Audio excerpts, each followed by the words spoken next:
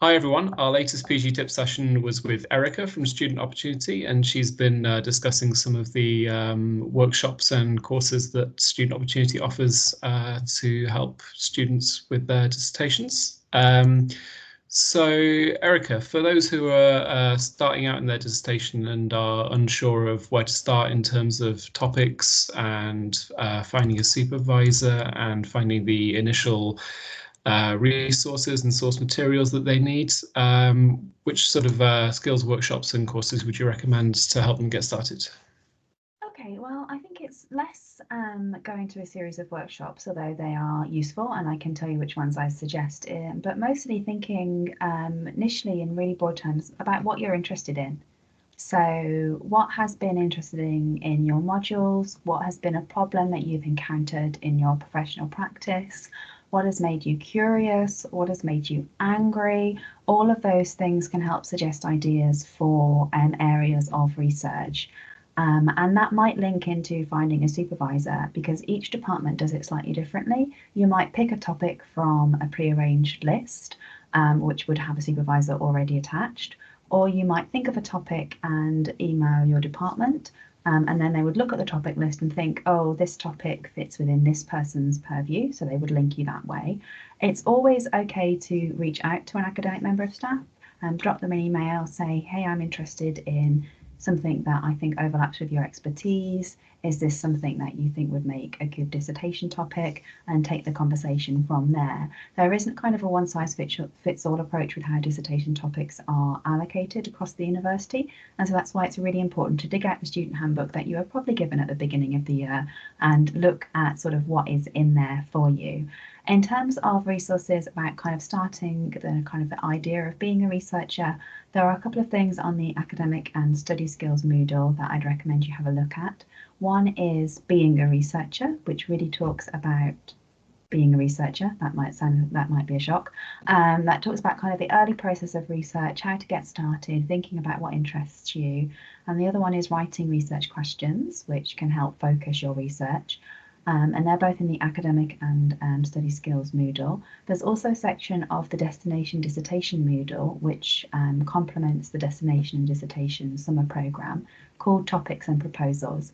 And again, that gives you a number of prompts to start thinking about a research topic and to start outlining and populating a research proposal. I would also say when you're thinking about the topic of the research, think about what's feasible and both the amount of time that you've got. It might feel like you've got lots of time, but realistically you have about 2 or 3 months. So it needs to be a nice and contained topic. And think about what is feasible for you to actually do. There's a lot of movement around kind of people's movement, you know, what you're actually able to do face to face, for example. So think about what you might be able to do and think about the feasibility of it. And again, if you're unsure, have those early kind of conversations with your supervisor or even just with your personal tutor or with a module tutor, and they can help you get a sense of what is feasible and doable. Great, thanks. And so Destination Dissertation, the summer program. So when will it be running exactly and how is it going to be delivered online? Okay, so Destination Dissertation is our summer program of dissertation support. It doesn't teach you specific research methods for a specific discipline because there's lots of research methods and I couldn't teach all of them. But instead it helps you focus on kind of starting a dissertation and writing it up, managing it along the way. The resource on Moodle with self-paced resources is available now. You can go and check that and work through it at your own pace. But if people would like something that is kind of live and hopefully interactive, although that does kind of depend on who turns up, that generally starts towards the end of May and runs through June and July and a little bit into August, depending on student demand.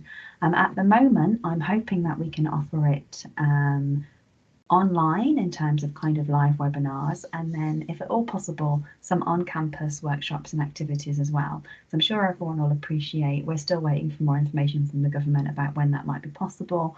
I'm hoping that it will be possible because it is summer, but kind of watch this space. But we will have something that will be live, probably going to be blended, so you could choose an online webinar or you could choose to come to campus and do something in person. Both those options should be available for you. They do tend, the in-person ones do tend, have in the past tended to book up quite quickly. So I would say that when the dates are available, just decide what you want to focus on. We will be publishing the dates probably in May, early May, just so that then we should have a little bit more of a solid idea of what will be possible in terms of face-to-face activity. But the Moodle is live now. You can have a look and see what that involves, and the webinars will cover broadly the same content, but I will, there'll be interactive activities. So if that's something that you prefer, you might prefer to wait until May, but if you're impatient, you can check it out now on Moodle. I think we've all got our fingers crossed for face-to-face things in the summer. Definitely. But yeah, thanks for coming today, Erica. You could also book a short appointment with Erica through MyAdvantage if you need some one-to-one advice as well. But thanks again for coming, Erica. Thank you. Okay, take care, everyone. Bye-bye.